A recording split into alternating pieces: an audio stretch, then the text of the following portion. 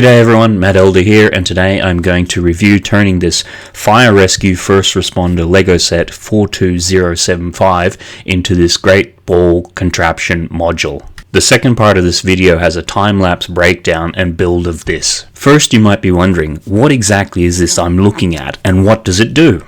This is a single unit which has an entry point for these little balls and then moves along to an exit point. You join a number of these modules together so it forms a continuous loop. Thus, balls move along the system in perpetual motion. This is a subgenre of LEGO building called the Great Ball Contraption, or GBC for short. My apologies to any purists out there, I've only just discovered this, so I might be butchering any explanation. I was looking around on the internet and discovered pvproductions.com. They happen to have free instructions on how to convert this first responder set to a single module. My son only recently got the set and thought this would be an easy entry point.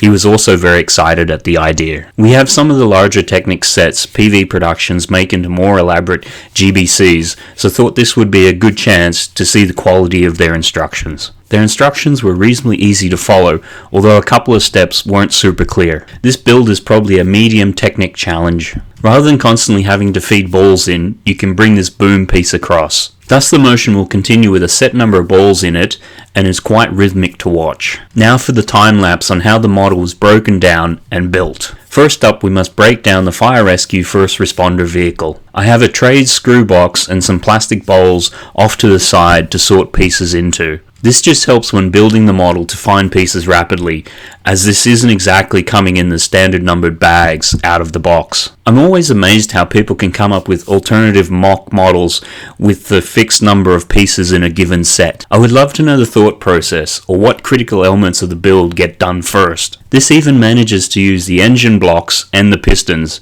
Very cool. One of the things to appreciate with this build is the wheels don't actually rotate. One set of wheels also need to have enough clearance so they can slide up beside part of the frame. This was a little hazy in the instructions and can be difficult to tell where exactly the wheels should sit. I found the more angle you could get on the moving ramp by adjusting the wheel height, the more likely the ball would be pushed along to the exit point. You can hand crank the ramp, but you really do need a separate power functions motor, which we had, but doesn't come with a first responder set. As at time of recording, November 2019, you can still get these motors, but believe in a couple of months they will be retiring the motor. As our first attempt at a Great Ball Contraption module, we think this came out rather well. The kids spent a fair bit of time tinkering around with it, and they've been asking questions around gears and seeing the inner workings. Also being kids, they've been sticking their fingers into the gears and finding out the gears that will hurt. They have loved loading up the balls and sometimes chasing them around the room when they are overloaded. The PV instructions are pretty good in the main, but you really do have to watch the orientation of the build as you go. Having made some of my own instructions for builds, I know how fiddly it can be to make these instructions. There are around 70 steps in the instructions and will take a solid couple of hours to build. They even include a little piece to build to put on your power functions on-off switch. This blocks the switch being turned to the wrong direction. The gears can go in both directions, but only one really works to get the ramp action working correctly. There is one design tweak I would make. There is a gap where balls can get stuck. Looking at PV Productions promo video, they have balls that get stuck in there too.